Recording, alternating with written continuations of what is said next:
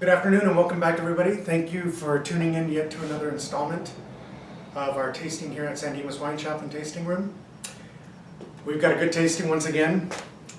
This particular one, the theme is called Toasting the Holidays. It'll go through Sunday. We've got a lineup here that includes.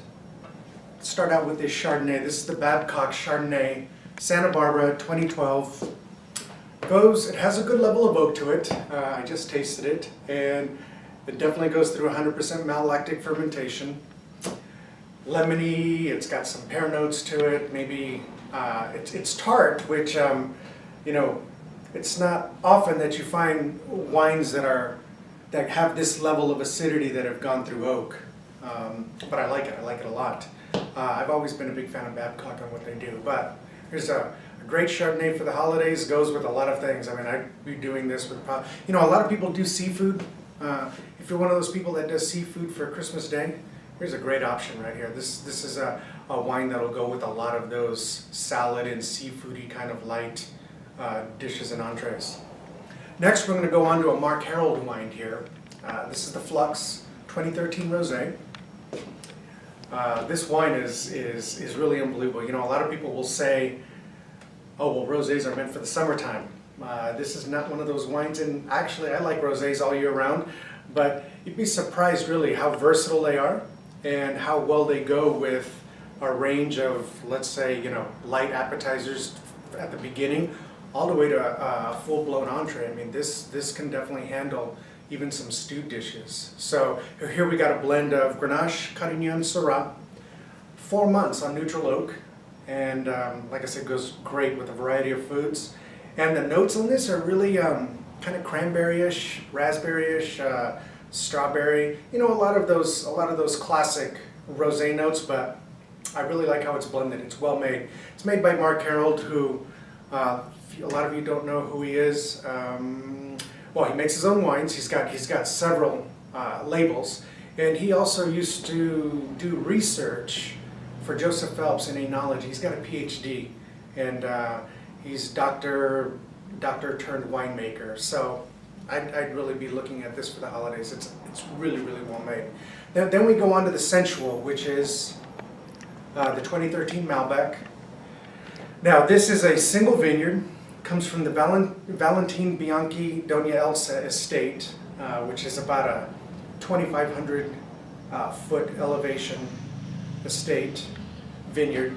Goes through a 7-day maceration period, and it also goes through all stainless steel. It sees very, very little, if any, oak. Fruity, for sure, and this is not your typical chocolate bomb or leathery Malbec. This is much more fruit forward because of the stainless steel.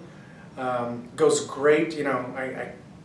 I wanted to move it up towards the top of the list, one, because it's on the top of the flight, because one, it is a little bit lighter, but then two, it also goes with a great variety of dishes here. Especially if you're doing garlicky dishes, or if you're going to do a pork dish, I'd be looking at this for Christmas Day.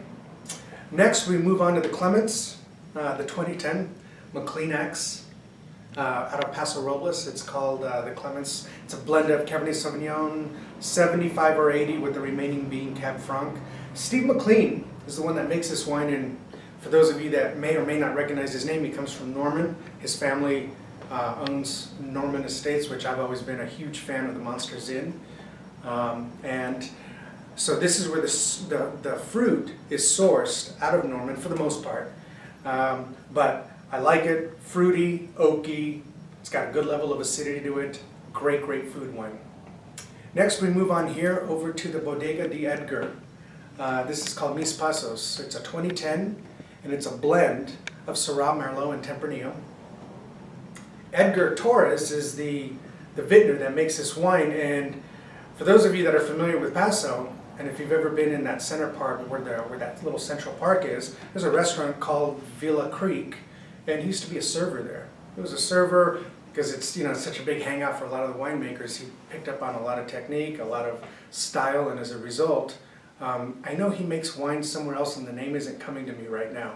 But he does make wine full time. He's no longer a server. He does make wine full time, and then this is one of his few efforts that he does. And I gotta tell you, these last two wines, if you're looking for big, like prime rib style wines or lamb style wines, this is for sure where you want to be headed. All right, so that's the Bodega de Edgar Mis Pasos 2010. Then we finish up here with the McManus. This comes from the McManus family out of Napa. This is all estate fruit, and McManus is one of those wineries. I mean, they've got land all over the place. It's not just around the winery itself. And this is 100% Petit Syrah. And it's done on stainless steel as the fermentation, but then it does go through a regime of new and used French American oak. Jammy, toasty, you know, it's got those cocoa notes. Kind of like Smuckers in a bottle is what it reminds me of. Real fruity, and lots of vanilla notes to it. 6 to 9 days is the fermentation on it. And once again, just a big, bold wine. So, and a real good value wine. So, that's the tasting this week. I hope you like it. I hope that that a lot of you find these wines that are going to be pairing with your Christmas dinner. Just a couple of reminders. We've got France, the France tasting. That starts January 5th, goes for 5 weeks, $45 for members, $50 for non. It's 6 to 8. 6 to 8:30 p.m. on Monday nights, and we start out with Rhone. Start out with Rhone, then we go into Burgundy, Loire, Champagne, and then we finish up with Bordeaux. Real interesting. We've had so much interest in the class, so I'm sure it's going to book. So thank you so much for your continued support on that. January 10th, which is that following weekend, is what do they call that? It's called the Impact Racing Launch Party.